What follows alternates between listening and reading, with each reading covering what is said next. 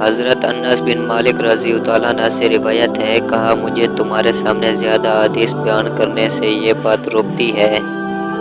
کہ رسول اللہ صلی اللہ علیہ وسلم نے فرمایا تھا، جس نے آمدہ مجھ پر جھوٹ بولا وہ آگ میں اپنا ٹھکانہ بنا لے۔ حضرت ابو ہریرہ رضی اللہ عنہ سے روایت ہے،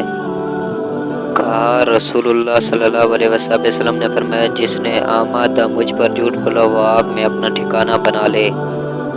محمد بن قیس اسدی نے علی بن ربیع اسدی سے، انہوں نے حضرت مغیرہ بن شعبہ رضی اللہ عنہ سے، انہوں نے نبی صلی اللہ علیہ وسلم سے اسی طرح روایت کی،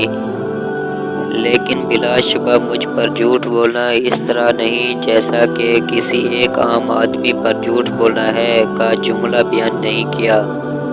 معاذ عنبری اور عبد الرحمن بن نے کہا، ہم سے شعبہ نے بیان کیا، انہوں نے خبیب بن عبد الرحمن سے، انہوں نے حفصہ بن عاصم سے روایت کی،